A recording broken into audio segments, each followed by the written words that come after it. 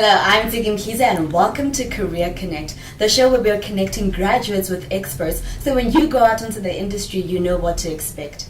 In today's show, we are speaking about working abroad, and I've got some guests that have some interesting insights to share with us. Hi, thank you so much for joining us. Thank you, Ziggy. Thank you for having us. Could you please introduce yourselves and tell me a little bit about what you do?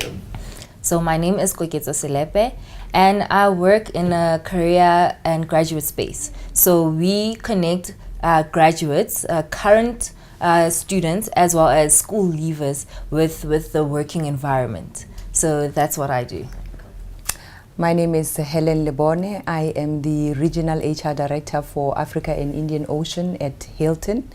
Hilton, we are a hotel management company. We've got about over 4,500 hotels around the world. That's fantastic, and I like the complementary aspect between the two. And I think a lot of people are quite interested in the hospitality industry, but I don't think everybody is well informed about what happens in hospitality. What are some of the opportunities that exist for a young person wanting to start a career within that particular field? So there are many opportunities. I mean, if I look at our company, we've got about 45% of our team members, our employees, as we call them, are young people. So we are always looking for young people to come and work for our company. We offer them, internships. We offer graduate recruitment. We offer apprenticeships in the different areas of our hotels. We offer them direct employment in the different areas of the hotel that we have.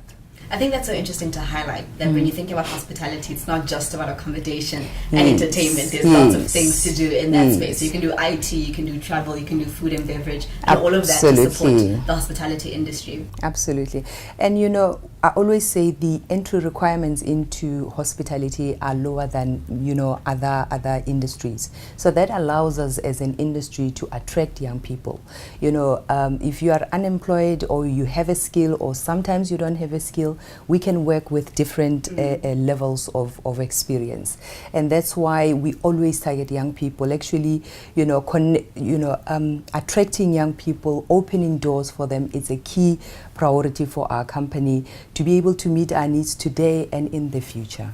I like that. And what are some of the growth opportunities available for a person working in hospitality? Numerous. So many of our team members will tell you they came into the hotel at a lower level, but they've been able to build their careers. So one of the things that struck me when I joined the company a few years ago was that many of our team members had been with the company for for many years. I'm talking 10, 15, 20, and even more. And when you ask them where did they start, they started at the bottom and they've been able to build their career. We've got very clear career paths that you can follow in the different professions and the different field that we offer in the hotel. We always want people to be all-rounded and experience all aspects of the hotel. So if you take the fact that many people can access hospitality industry, if you take the fact that when you come in, we will offer you numerous learning and development opportunities to build you into a professional, hospitality professional, it allows you the opportunity to really grow up until executive level if that's what you aspire for. That's really cool. I think that creates a lot of opportunities for anybody coming into the industry. So when I think of young people, I think of graduates, I think of professionals. We live in a global world. People want to work globally, travel globally, and if you can do both at the same time, it's quite a nice benefit for you because you need the company's money to travel. In your experience, what is the expectation amongst young people who are wanting to work and travel globally? Well, we have what we call Afro-Millennials, so African Millennials. And with this group, we found that many of the students or graduates actually want to travel overseas, but they don't know how to get there, what they need to have in order to place themselves in a situation where they can have those opportunities, or even where to find those opportunities. Also, the students are usually asking, okay, so I do have this opportunity. How do I go about in preparing myself? And we have so many of the students asking questions like, once I do have this opportunity, where can I there are sorry. I need to sort of It's fine. gather my thoughts. It's Should I fine, just you can continue. Okay, so with the students, they usually ask, once I do have this opportunity, how do I find the information of where to go, and they normally want someone to assist them. So as much as they have the opportunity, they don't know how to quite get there. They being the picture they have in their head that I'm going to be traveling the world, I'm going to have this many stamps on my passport, and this is what I can go back and tell my friends and my family members and so forth. So how do they actually get to that picture that they have in their head? And you don't necessarily have to be in hospitality to have the opportunity to travel. I think any industry can offer you that. What are some of the things somebody who wants to travel in their profession needs to look out for, and what are some of the key opportunities they need to be looking for? I think first of all, you need to have a view of where you would like to go. If it's about travel and work, you need to know which industry you want to get into. The beauty about the hospitality industry is that it offers you many opportunities to be able to work abroad. And so I always say the best way to be able to travel the world is to align yourself to a company like Hilton, which is an international company, where if you start in your local country where you are based, then you are able to get access to other opportunities that exist around the world. And you kind of have the safety of a parent company that you're working for.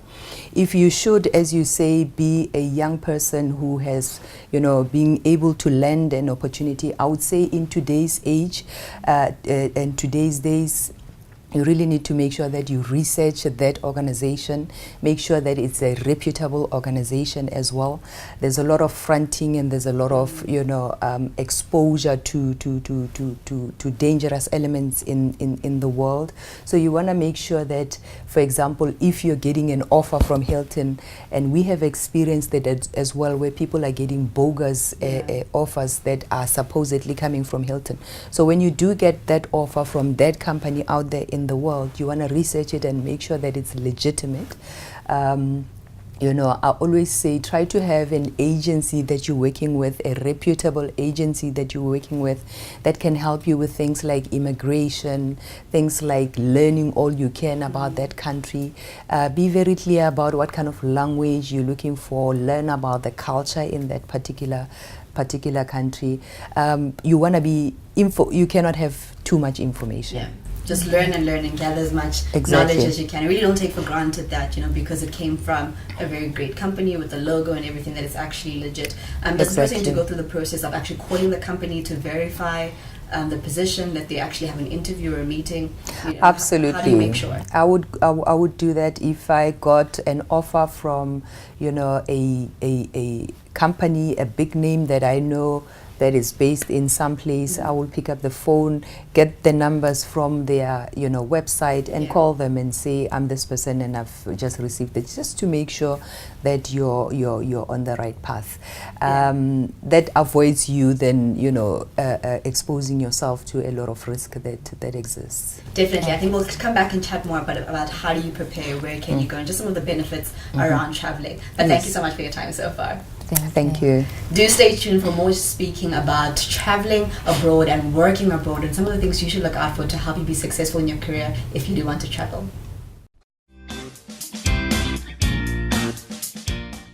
Hi, I'm Sigim Kize here for Career Connect, and we're chatting to some young graduates about different things in the industry. I'm catching up with Gugu to ask her about working abroad.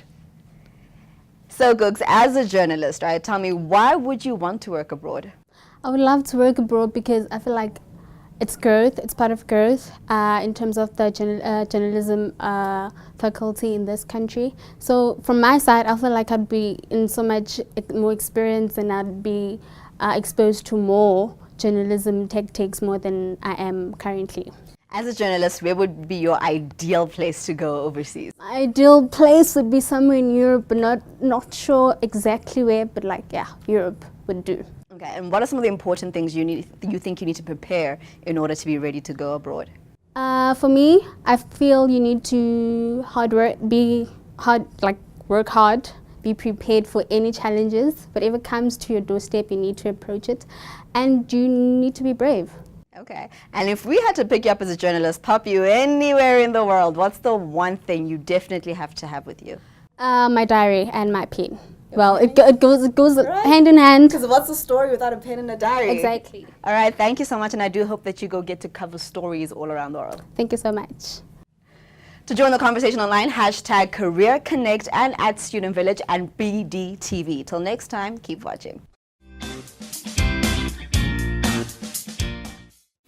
Hello and welcome back to Career Connect with me, Nsigim Kizi. We're continuing our conversation speaking about working abroad. Now, before the break, we spoke about, really making sure that you verify the applications and the confirmations that you get from companies to say, here's a job, it's going to be amazing, and all of that. One thing I want to speak about is sometimes people get exploited for positions. I'm so excited I'm working abroad that I'm happy to be paid in accommodation and meals. Is that fair? What are some of the things graduates need to look out for when they do have these opportunities to travel?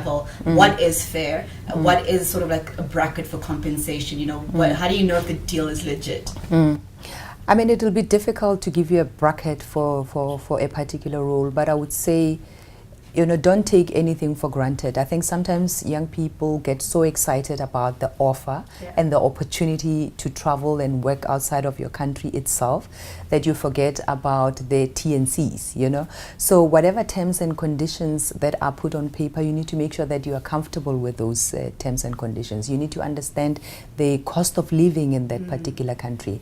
Whatever you've been offered, will you be able to live? And I think you need to ask those tough questions up front before you start planning to move to that country or before you even accept that opportunity. I think for me, cost of living is important. Is about knowing that whatever you've been offered at whatever level it might be, it is fair, and you'll be able to live and have a life. That makes sense, definitely. From your experience working with graduates coming into the hospitality industry, your experience working with graduates during the recruitment process, what do you find are some of the things that they're failing to prepare adequately in, and what are some of the things that they definitely need to look at more? What do you definitely need to prepare yourself in to be able to go work abroad? Well, from my experience, I think most of the graduates that we deal with, they are good on paper. So they excelled at school, but they don't have the life experience. So that's where we would come in and coach them and mentor them or put them in touch with people that can actually assist with that. So be it work readiness programs, life skill programs that would just equip them for the working environment. Yeah. Okay. And for yourself, when you say work readiness, I think that you can comment on that a little bit. When you say work readiness, what do I need to be ready for? How do I gauge if I'm ready? Well, I mean, simple things like how to approach your manager. Okay. Or if your manager gives you a task that you feel that you're not comfortable with, just how to open that conversation to say, I'm not quite clear on this. How do I go about this? Or simple things like if you have a challenge, how to approach it. Do you throw out your toys and say, this is not what I studied 4 years for? There's that term going around. This is not what I did at school. This how can you give me such? So just to know how to approach those situations and just say, okay, you know what, I didn't quite like that, or I'm not really comfortable with it, but this is what I can do. Instead of saying no, I can't do that, and just give it to someone else. So yeah. Okay. I think young people should always look at an opportunity like that as an opportunity to grow, to learn and grow. So don't box yourself too much about, I did this particular course, I've got this qualification, I'm this high and mighty. I recall when I finished my varsity years and I was told, now you are a graduate, you've got a degree and a postgraduate diploma, you'll get this fabulous job. Sometimes it might not come in that package that you expect, but give it a chance. Look at the opportunity. Will I have the opportunity to learn and develop? And I think, they should ask as many questions as possible. You should learn as much as possible about the culture. You must be prepared for the fact that you are going into a country where many times you don't know anybody. So how are you going to spend your time? Are you going to be, taking a particular course? How are you going to set up your social life, so that, you don't find yourself in your room all the time without any kind of friends or any kind of social network? I think many young people are kind of shocked by that I get to a country, I don't know anybody, I don't know anything, and it's almost like you're starting everything from scratch. But that should be part of the experience and should be embraced. Okay, for a young person, traveling, working abroad, how do I know that the deal that I have is well structured for me? Well, you need to ask yourself, where am I going to live? How am I going to get around? What is my package? And I mean, there's a lot of information on the internet as well around if you are applying for a particular role, what should be kind of the fair rate for that particular role that you're applying for. If you know people that are already working there, that's a good footing to ask them questions about, is this a fair package to get? I think it's about asking as many questions as possible. Accommodation differs across different countries, and it can really be expensive or challenging for a young person, especially in an entry-level role. Getting around transport is also can be challenging. So you want to ask those questions up front. Okay, and how does traveling allow me to grow in my career? What are the benefits of traveling to support my career? Go for it. And I wanted to ask, does Hilton actually offer that kind of advice to the people that they're taking into their company to say, okay, so this is the working relationship we have with these countries, and this is what you should expect, and that kind of information? So I'll answer your question first. So people who travel within our organization, when they travel, they will be going to another Hilton. So there is already a level of what they can expect in terms of understanding of the brand and what the brand offers. Of course, that is translated differently in the different countries, because we also allow for the brand to be translated into the local location in which it is offered. So we do guide them as much as possible about traveling, living abroad, living away from your country, about putting together that deal and what you should make sure that is in that deal. But many of it you'll experience when you get there. Coming to how does travel, contribute to your learning and development, even if you're not living in that place, I always say one of the things that young people can do for themselves, and we see it even in our country, we don't travel in our own country, so take the time and travel. And I know there are limitations in terms of money and whatnot, but many times we're not even switched on to say, I want to see my own country. I want to know Cape Town. I want to know, I want to know Northwest, for example. If I'm in Gauteng, I want to know different parts of Gauteng. I want to go to the nature reserves and so forth. So know your own country, but then be open to traveling the world. It's an amazing thing, because it allows you to experience different ways of doing things, different cultures. Every time I travel, I'm always surprised by how little I know. Yeah. Right? Because I come across people and I'm like, wow, how can it be that they behave like that? Right? And then I realize that there's a whole new aspect of life that I just didn't appreciate. Okay, so before we wrap up, I just want to know from you quickly, some of the work that you do is really based on providing leadership and guiding people. And I would think that, the kind of person who's prepared to take on the opportunity and the task of traveling and being in a new role has some leadership aspects about them. What about my leadership, and what about how I carry myself as a graduate to let an employer know that I'm prepared to travel and I'll do well in those external circumstances? So there's a lot of opportunity to build your leadership skills. First of all, within Hilton, we provide a lot of programs that can help you to develop, to build your leadership skills. But coming way back, before you even enter the organization, we've got a program that we have created in partnership with the International Youth Foundation called Passport to Success, which it is a program which offers life skills to young people, and it really helps them to bridge the gap between school or tertiary education and the world of work. So it helps them to build things like customer service, things like your communication skills, problem solving, how do I show up in the workplace, teamwork, for example. example. And it's one of the courses that we have offered to both unemployed youth and some of our youth within the company, and we find those that have gone through that program differentiate themselves very easily in the workplace. Leadership is very important, and we always encourage our team members to say, you do not have to be in a leadership role to play to be a leader. Sure. Right? So anyone can be a leader, and if you understand how a hotel operates, there's problems coming up every day. There's always opportunities to show leadership, and we always encourage our team members to own a problem. And part of owning a problem is being able to see it from the beginning to the end. Fantastic. I love that. So own the problem, ask as many questions as you can, do the research, and just really be prepared to go out there and put yourself out there and make the best of the opportunity. Yes. Thank you so much for your time. I really appreciate you joining us today. Thank you for having us. For more content on, becoming the best version of yourself and being the best that you can in your job, growing out into the world as a graduate and a young professional, stay tuned here on Business Day TV on Career Connect.